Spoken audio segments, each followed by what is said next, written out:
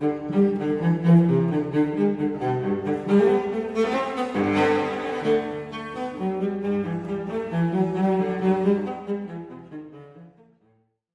right, now you're in for a treat. Kevin Roberts is the president of the Heritage Foundation and has been since 2021. He's also the president of Heritage Action for America. If you're not familiar with Heritage, they do the hard work of getting good facts from Washington, D.C.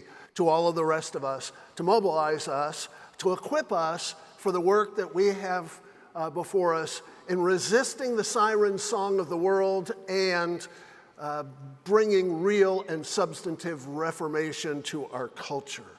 If you don't get the daily signal, which is an essential email that is free, updating you on the key issues that are before us every single day, you need to get it. Go to the Heritage website and sign up for a free subscription to that.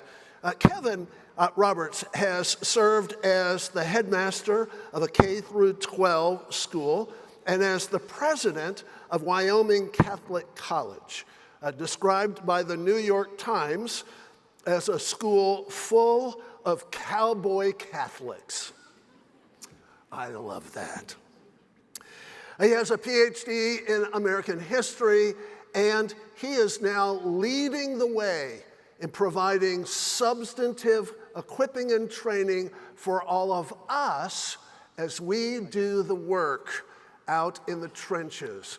It is my pleasure to welcome Kevin Roberts to ACCS.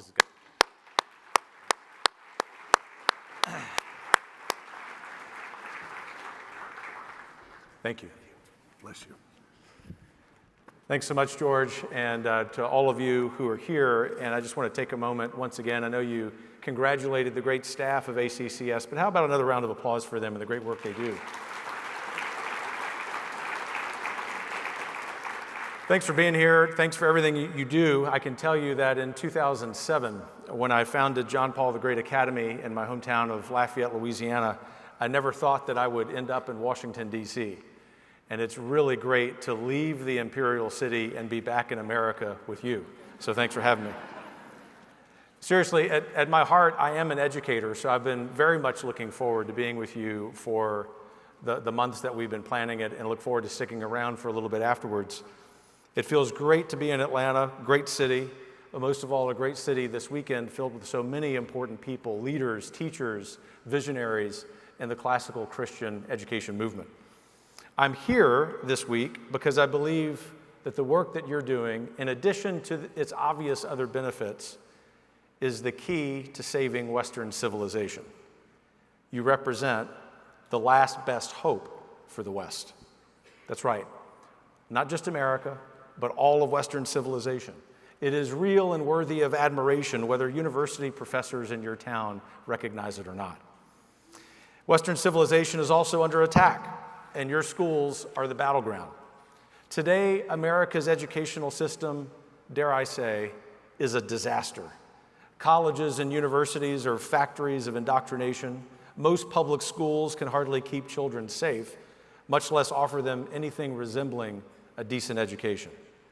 And I'm sorry to report that half our politicians are bought and paid for by teacher unions. But I'm not interested in coming here today and preaching despair. Because in the face of all of those problems, the classical Christian education movement is growing and full of energy. Although it's faced persecution from the very beginning, time after time, this movement has proved itself resilient. Today, America's classical Christian schools are making a huge difference in the lives of hundreds of thousands of children. And I'm confident that the resurgence of classical Christian education in America is just getting started. None of this, let's be clear, would be possible without you. You are the ones in the trenches every day. You are the ones rewriting curricula that have been infused with left-wing ideology.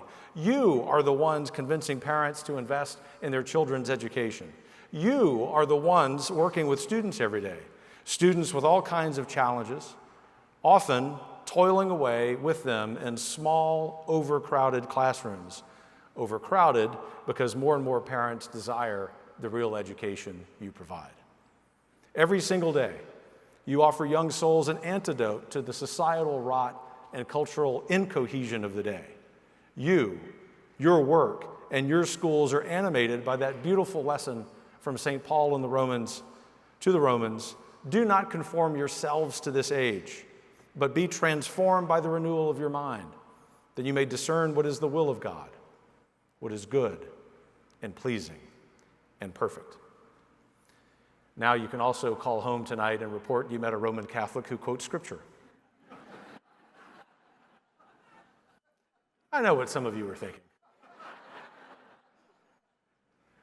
I really am honored to be with you, regardless of where we go to church.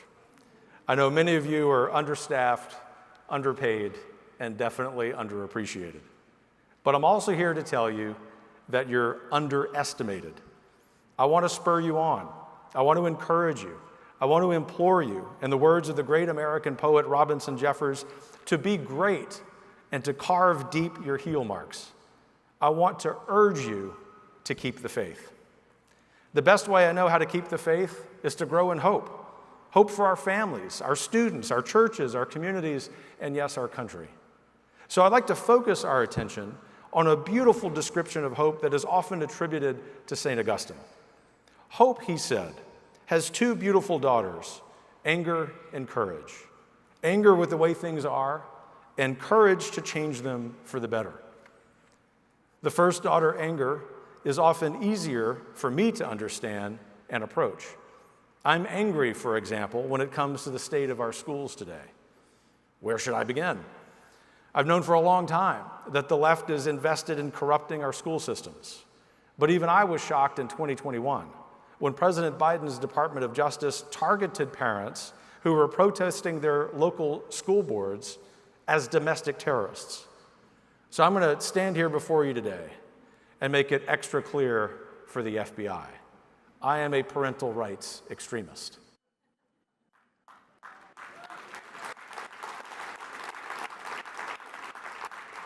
I think they're also aware I'm a Latin Mass-loving Catholic. I probably am on two lists.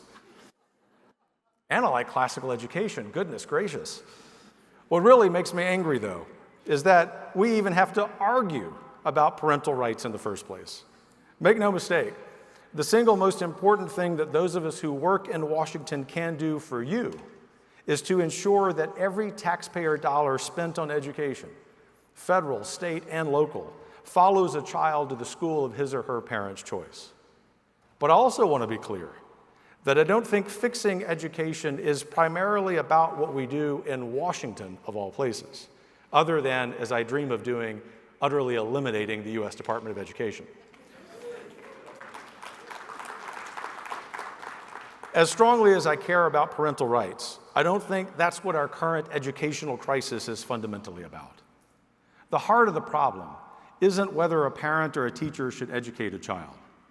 In excellent schools like those you work in and lead, parents and teachers work together to educate children. It's a rather beautiful vision. You might even say it's divine.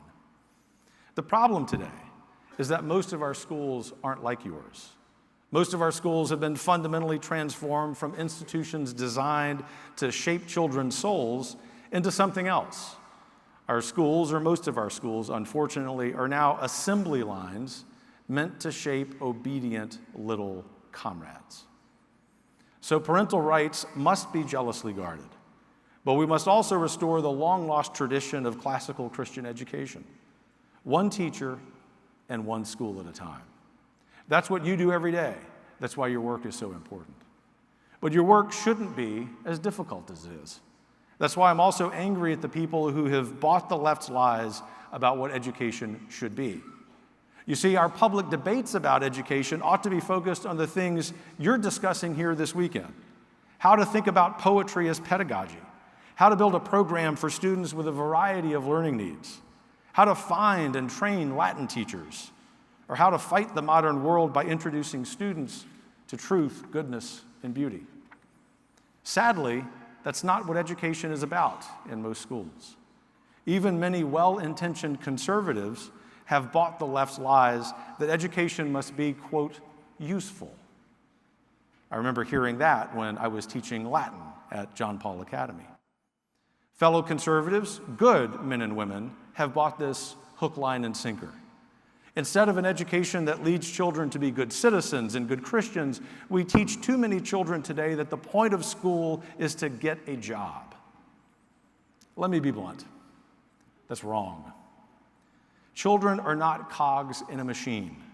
They are young souls whose dreams, aspirations, and God-given purpose must be nurtured first at home by parents, their first and primary educators, and then by those of us who get the privilege and honor of being their teachers and mentors.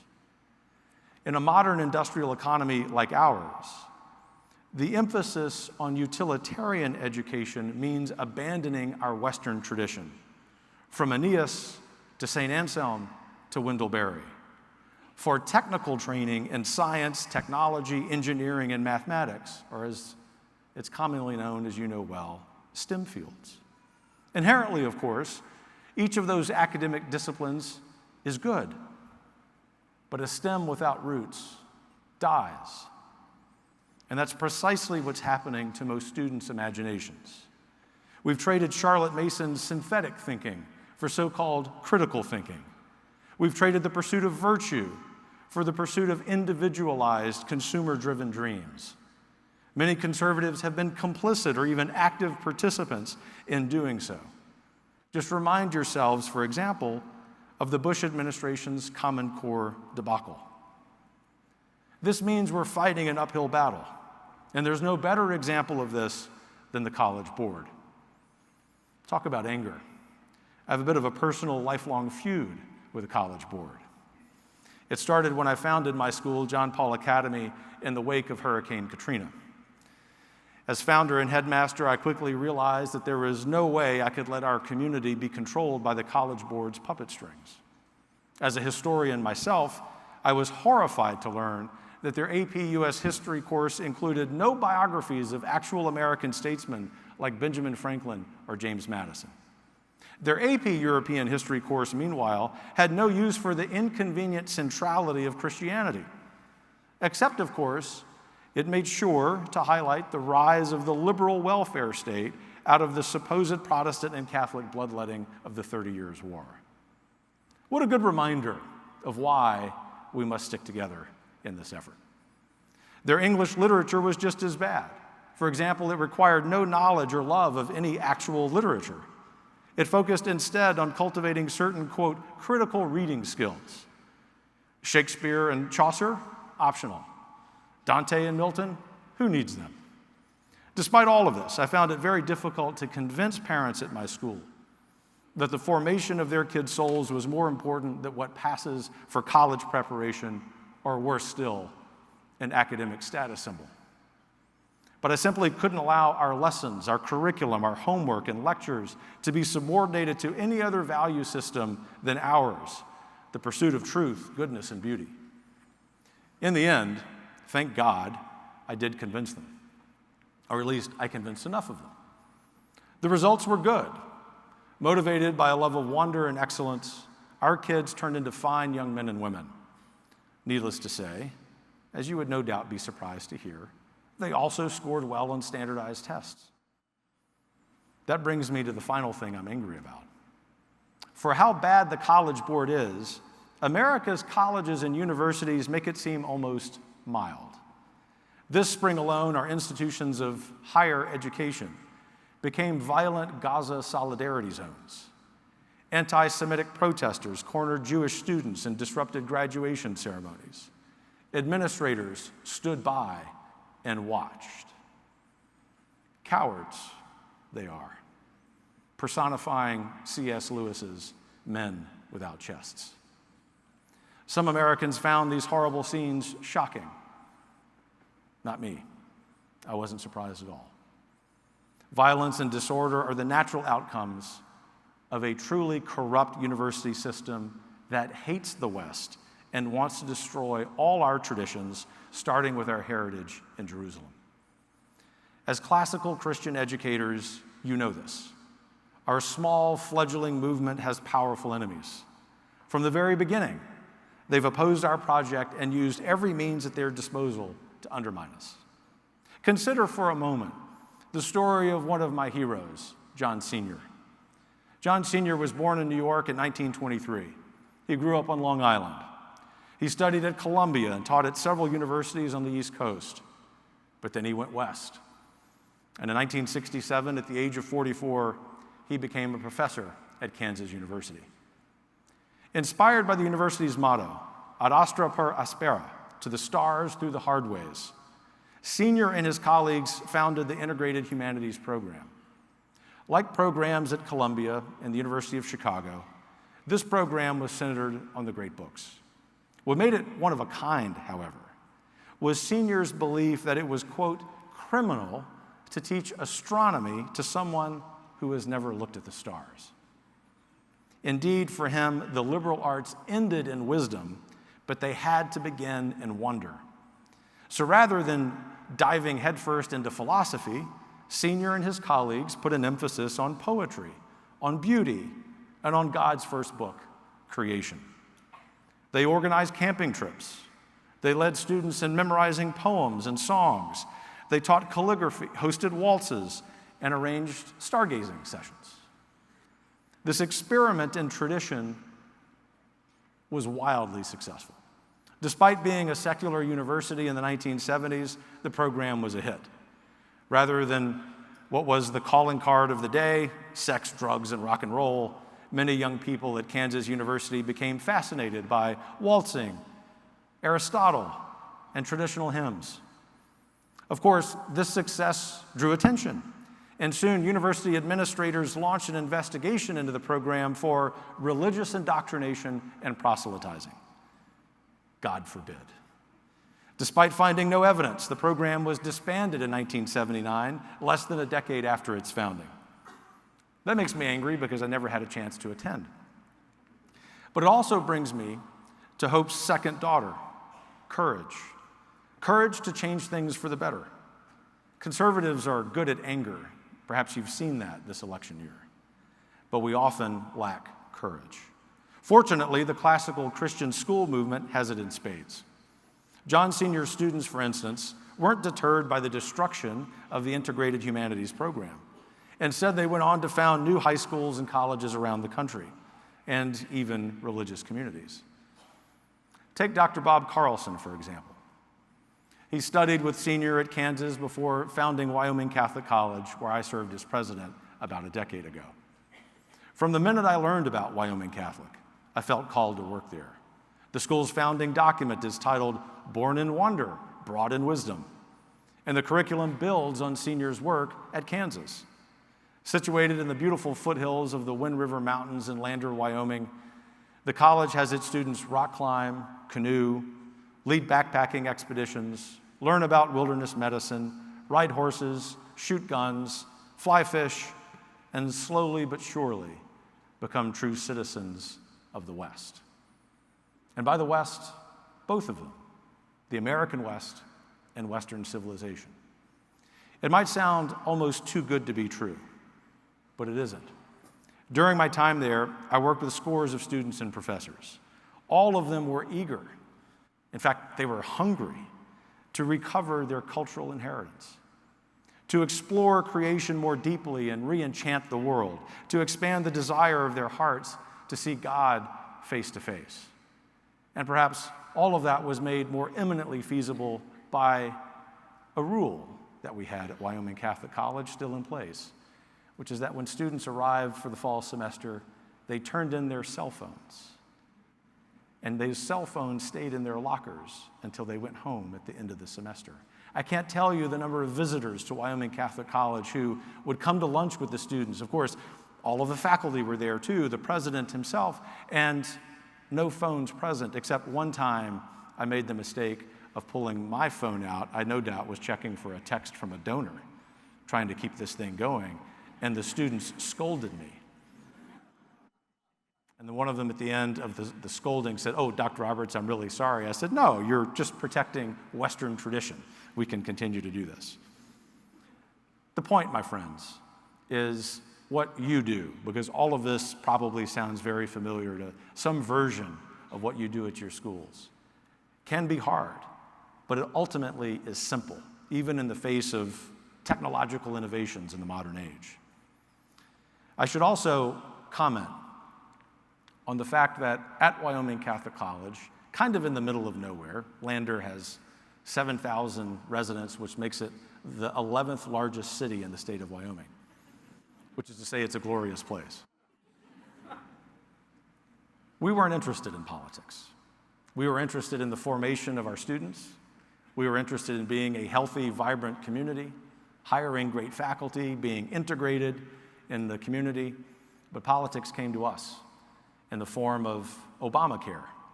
And when our college decided we were not going to participate in that on grounds of religious liberty because of the contraceptive mandate, we had to file suit to remain open. And when we won that twice, we decided we no longer wanted to do business with the federal government and rejected outright federal student loans and grants, something the college still does. So I'm sure, because I've been in your shoes years ago, just trying to teach your kids, run your schools, be politically active as an individual, but not on behalf of your institution. The reality, and it is an unfortunate one, is that politics has come to us. But in the good Christian, American, and Western tradition, even though we didn't start the fight, we sure as heck are going to finish it. It might sound almost too good to be true that places like Wyoming Catholic College exist. But as I've mentioned, it isn't. The students were full of courage that only comes from hope. Hope in a new beginning, hope in a better future, hope in a living God. And you know, that kind of courage is contagious. Now, almost a decade since I left Wyoming Catholic, red states around the country are launching new programs dedicated to classical and civic education. For example, in 2022, the University of Florida launched the Hamilton Center with the explicit purpose of teaching Western civilization and the principles of free society.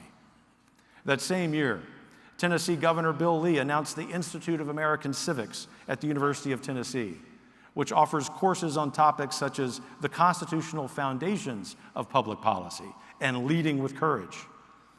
Now that I think about it, most members of Congress of both parties should go to Knoxville and take that class. In early 2023, the University of North Carolina voted unanimously to establish a School of Civic Life and Leadership. And as you probably know, Florida Governor Ron DeSantis moved to take over the new College of Florida. This, of course, horrified the liberal media, who could hardly comprehend why anyone would want to, quote, weaken faculty tenure protections, eliminate diversity and equity programs, much less, quote, mandate Western civilization courses. But God bless him, Governor DeSantis has stayed the course. In the fall of 2025, a beautiful new School of Civic Leadership will host its first class of students at my beloved University of Texas. And I can tell you from having spent many years there, if it can happen there, it can happen anywhere. Someone should tell Georgia's wonderful governor, Brian Kemp, to get in on the action. Each of these projects is exciting on its own, but considered together, there is a movement afoot with undeniable momentum. Finally, after decades of complaining, the right has gathered the courage necessary to build the parallel institutions we need to counter the mainstream education cartel. But none of those efforts, not one, will come to fruition without the work you do every day.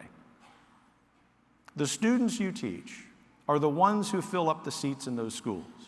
They are the ones who will go on to teach in those centers. Born in the wonder of your classrooms, they can be brought to wisdom in the halls of those universities. The good news is, thanks to your courage, your schools are growing. Not unlike the University of Kansas in the 1970s, whose students chose beauty and true education over sex, drugs, and rock and roll. Today, families around the country are seeking refuge from the scourges of the modern era, porn, social media, and degrading music, and instead finding refuge in classical Christian schools. From 2012 to 2022, the percentage of American children not attending government schools increased from 9% to 13%. That means that, in just a decade, more than 2 million students opted into classical, charter, or homeschool. From 2019 to 2023, more than 250 new classical schools were founded in the United States, even as enrollment at existing classical schools was surging. Today, it's estimated that almost 700,000 students are enrolled in classical schools. By 2035, that figure is expected to more than double to 1.5 million students. But I expect classical schools to grow even more than that. I'm especially confident in this prediction for 2 reasons. The first is school choice. In 2023 alone, thanks in part to the great work of Heritage and state think tanks, 8 states adopted universal school choice policies, all modeled off of a much better form of the policy, education savings accounts. I think some of you heard my wonderful colleague and friend, Dr. Lindsay Burke, speak about that yesterday. Think about this list: Florida, Arkansas, Iowa, Utah, Indiana, Ohio, Oklahoma, North Carolina, all passed universal ESAs last year. And in 2024, school choice continues to rack up victories. Just earlier this spring, the aforementioned Governor Kemp signed a law to provide more than $6,000 a year to families with children in low-performing schools. Admittedly, that policy needs to be reformed. The governor knows that. Heritage is working on that already for the next session. But just yesterday, Louisiana Governor Jeff Landry signed his state's universal school choice law. And we're going to keep winning because courage is contagious. You might also have noticed that almost in the same breath, my friend of many years, Governor Landry, signed a law that puts the 10 Commandments in every public school classroom. God bless him for his witness.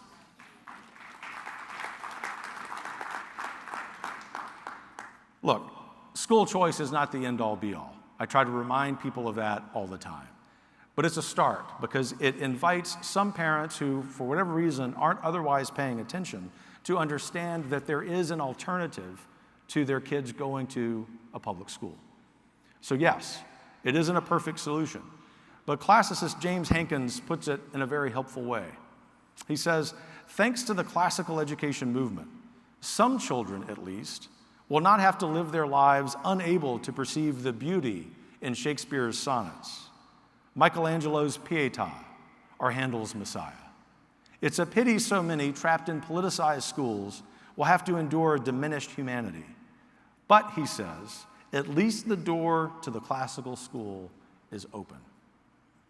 It is open indeed. It is open because of your hard work and perseverance. It is open because of your courage. The second reason I'm confident that classical Christian schools will grow even more than predicted is the arrival of the Classic Learning Test. Developed by my close friend Jeremy Tate in 2015, the CLT offers rigorous testing of student performance. I can tell you that it's rigorous because the Roberts children who are homeschooled have all taken it, and they dread it because it's so hard. I once mentioned this to Jeremy, who is a close friend I speak to every week. I reported this to him, not as a complaint, but laughing the way dads laugh about their kids rightly struggling on good things. And he said, good, we're going to make it harder. This is what we need more of. It's unlike our current standardized tests. It isn't composed of whatever deracinated slop the College Board gets from its sensitivity committee. And yes, the College Board does have a sensitivity committee. I've not been invited to be on it. I know that's a surprise.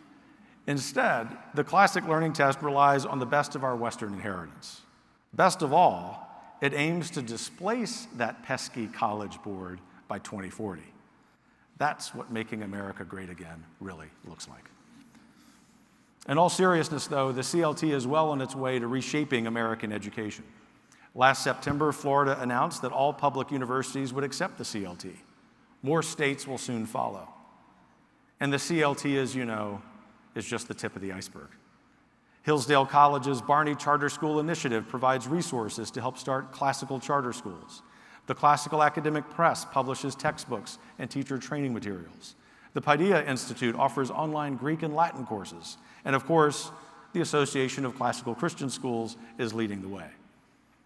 All told, the classical Christian movement is building an institutional foundation for far more than 1.5 million students. It's building a foundation for the next century of American education. The education classical Christian schools offer must be, first and foremost, be centered on hope. The main reason is because today's generation is a hopeless generation. 37% of Generation Z report being hopeless. 25% of people aged 18 to 34 say that they've ruled out having children. Many cite so-called climate change as the reason why. I guess so much for the emphasis on STEM education, actually teaching us science. The share of prime working age U.S. men with a job has declined from about 96% of the 1950s to 86% today. Almost 40% of young women identify as religiously unaffiliated. We're raising a generation of young people who believe in nothing, will work for nothing, and don't want to have children of their own. In short, we're raising a generation of young people who have no hope. But what is hope? And how can we educate people to be hopeful? St. Anselm, the theme of this year's conference, offers an answer. For him, hope was the beginning of learning. It was the virtue that allowed him to adopt the phrase, fides quaerens intellectum, faith-seeking understanding, as his motto. You see, unlike so many educators today, who completely divorce faith and reason, Anselm believed that they must be integrated. Education, he insisted, was to be completely led by and imbued with faith. It was an experience, an encounter with God on a night spent stargazing, a gift from Jesus Christ, King of the cosmos. A gift that Christ still wants to give us, but a gift that so many hopeless young people simply don't know how to receive. The classical Christian education movement can and will change that by following in St. Anselm's footsteps, by insisting that faith leads reason, by remembering that wonder comes before wisdom, by getting angry at the way things are, but by having the courage to change them, we can indeed raise a generation in hope. We can raise a generation of young men and women who know to appreciate the beauty of a crystal clear night sky in Wyoming, who know how to drink a truly good whiskey, unless they're Baptist friends, of course. I say that as a friend.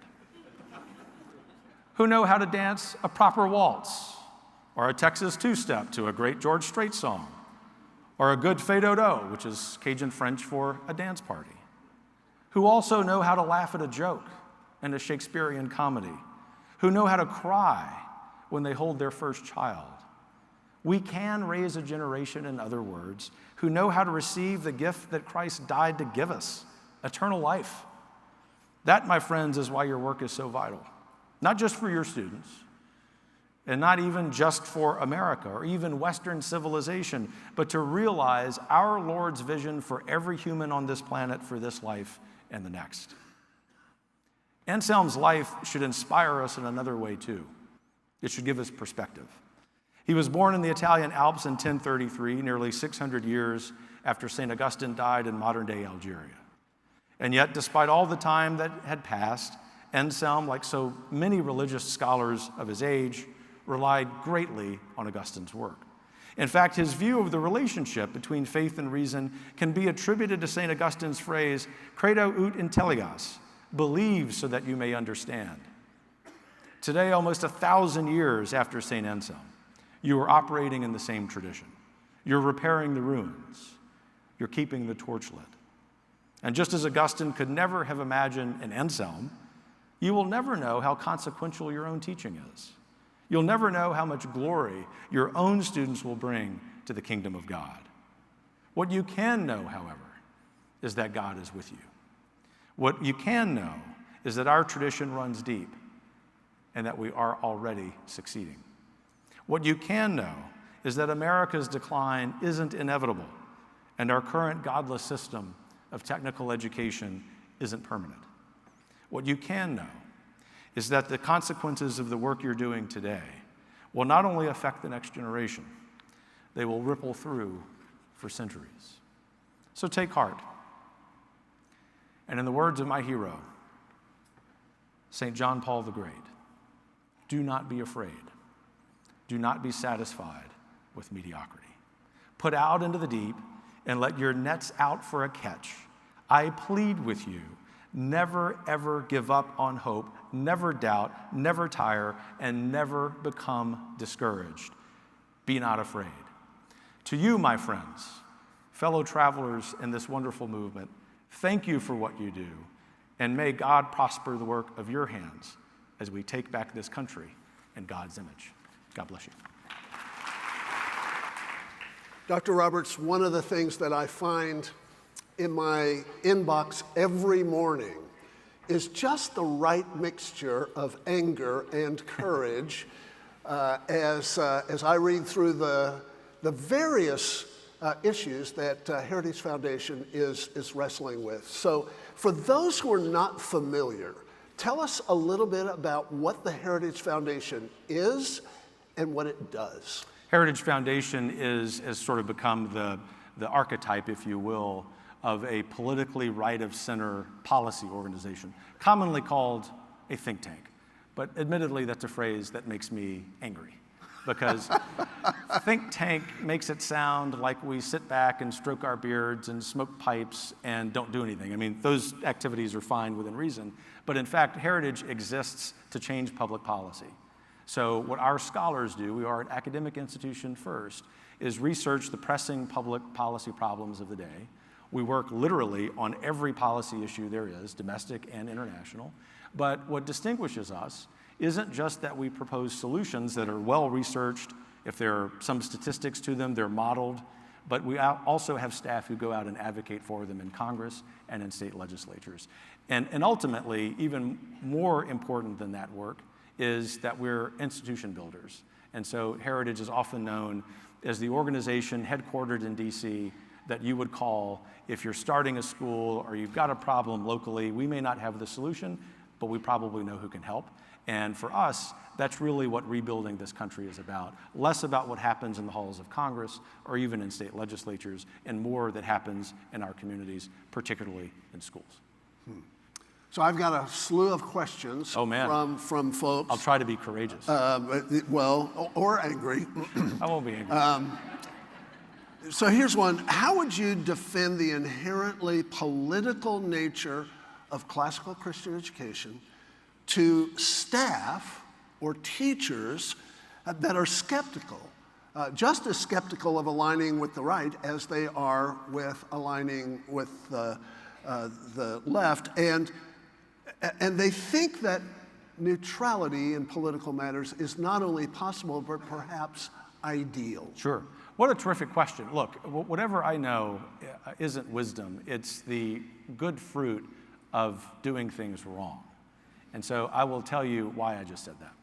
In the early days of running John Paul Academy, the purpose of that pretty clear to this audience, but also in addition to matters of faith, we also wanted to revitalize in our students and their families a sense of properly ordered patriotism.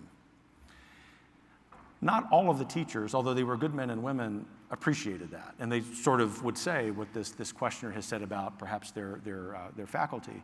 And so the thing that I did wrong was be like bad dad and say, you will do this because I said so. Yeah. I don't know if you've ever tried that. It tends to make other people angry and courageous. It doesn't work with our kids either. Yes, that's right. And so I shifted gears. And so that's a true story, but all kidding aside, to the heart of the matter, number one, respect their position. That's actually a noble position.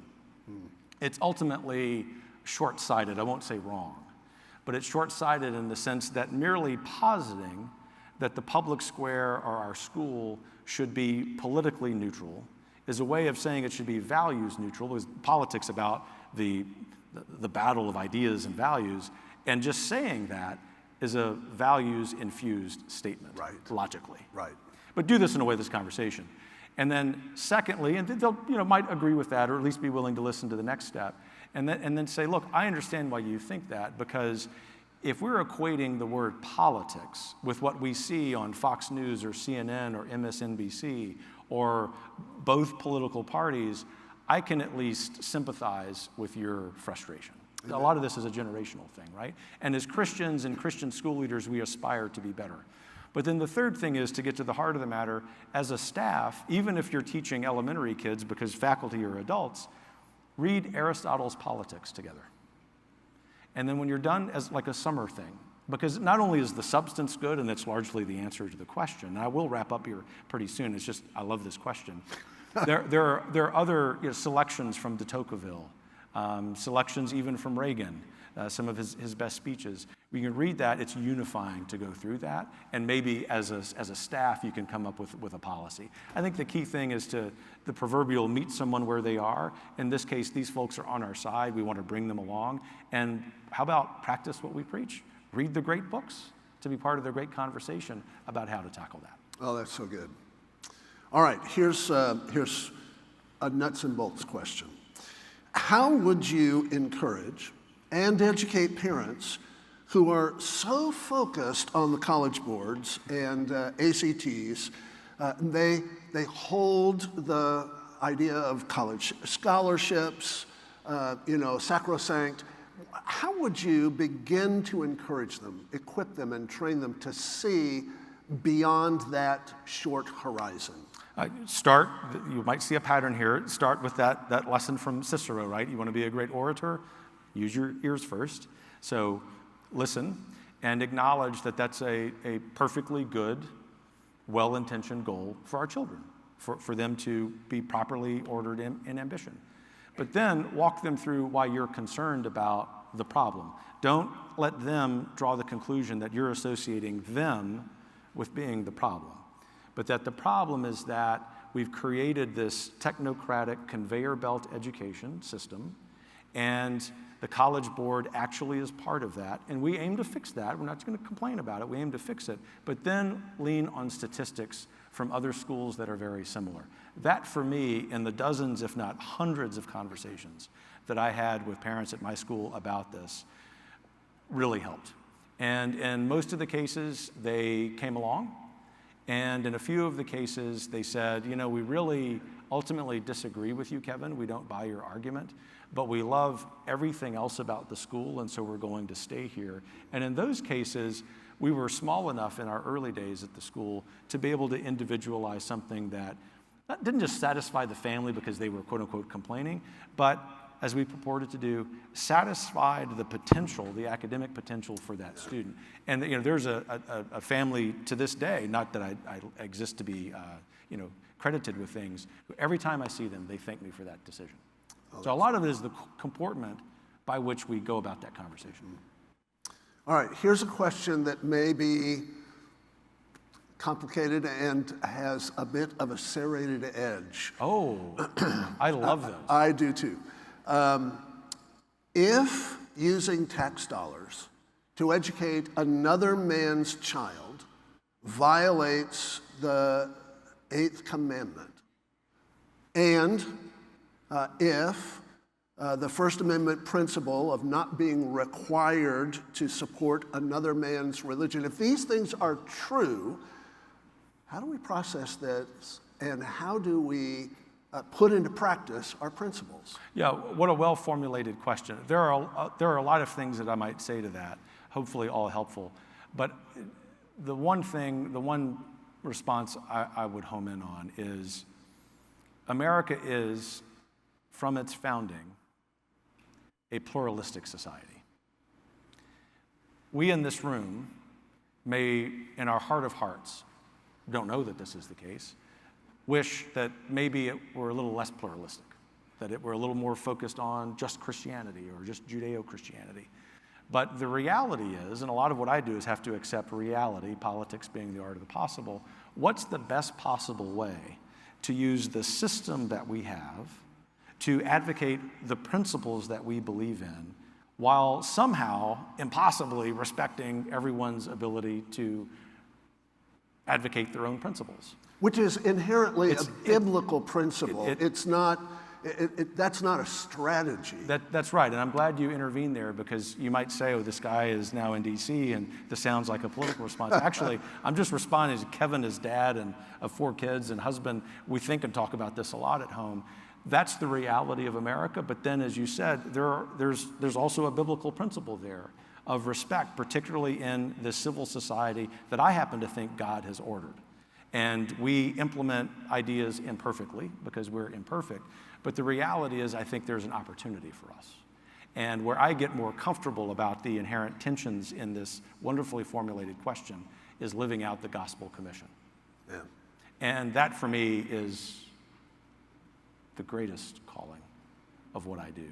And so while Heritage is a non-sectarian organization, if you were to visit, you would see mostly Christians, a few very serious Jews, practicing their faith, trying to make the American public square resemble as much as we can, with all of the limitations and perhaps inherent contradictions, God's image. Amen. One of the things that Thomas Chalmers talked about at the beginning of the 19th century was that those who fear people with other perspectives just don't believe in the power of the gospel enough. Ultimately, that's the foundation of my response, right? That I just believe that if we get a fair shake of having that conversation in the public square, hence my comment about the public square not being neutral. Yeah. Saying the public square is neutral is a value statement. Right. It's not neutral. It's up to us to make it 100% Christian. All right. As a Catholic who loves America, how do you think classical Christian schools should balance its presentation of American identity and Christian identity? And do we have to choose between the two? Another great question. I'm glad that what followed the phrase "as a Catholic," there wasn't a question about Pope Francis. You and I can talk about Pope Francis after. Yeah. Very holy man, but I do sometimes have to go to confession. Anger and courage. Bingo. What was the, no, just kidding. Look, I think a lot about that and actually have implemented some strategies around that as the founder of a school that, of course, was Catholic and also loved America, and as an early American historian. And first and foremost... With a PhD from the University of Texas. Yes, right. To go back to the public square, right? Hook 'em horns. Unfortunately, the Aggies are in the baseball final. It's sort of distressing. Yeah, I know. But the Vols are also in the baseball. Yeah, I'll be pulling for the other UT. To this question, which is the most important thing. Sorry, I do like sports. Christianity is the most important. After Christianity and what we do as men and women to implement Christian principles in our lives, in our public lives, America is the next most important thing. There are some times when Christianity and America are in tension. That's the nature of a human creation. But it is also incumbent upon us to sort of lean on the theme of this wonderful Q&A to make America as Christian as we can. And I actually think that's happening. America is far from imperfect. The culture has devolved. But I think the last 5 to 7 or 8 years has at least gotten a larger percentage of Americans to wake up. I also think that policy is not going to solve this. Not even the ACCS and Heritage will solve this. We're going to need another great awakening. And I actually think we might be on the cusp of that. Well, the tares are maturing. That's right. But the wheat is maturing side by side Amen. with the tares. All right, here's a wonderful question. Play the prophet, please. When will the Department of Education be abolished? That's a great question. I'm going to give you the aspirational response. Okay, aspirational response. And I actually think that the chances of this happening on this timeline are greater than 0. Maybe it's just 10%, but this is not fantastical. The big obstacle is whether Congress would actually have the political will to do this. My colleague, Lindsey Burke, who was here yesterday, has written that plan. I think it could happen in the next decade. And I think one of the most consequential selections, if Donald Trump wins the presidency for his cabinet, will be whom he selects as Secretary of Education. Mm-hmm. And what Heritage has encouraged him to do, trusting him to make a good decision, is to appoint someone who understands it's his or her job to begin devolving that power back to the states, perhaps on a pilot test program, to give the American people an opportunity to live through this, right? Because the other side politically is going to demonize this and make it seem as if schools are going to heck in a handbasket. Well, they are. And so if we can frame this as an attempt to fix that, rather simply just as an attempt to quote unquote destroy. I think the political messaging on this is important. I think that's feasible. But the point is, next year, 2025, is the year that you have to start down this path, because I'm not sure we'll get another opportunity with this potential in most of our lifetimes. We are so grateful for the work that you are doing at the Heritage Foundation. We're grateful for you being here with us. Thank you for the encouragement, and God bless you. Thanks so much. Really appreciate being here. Thank you. Thanks, man. Take care.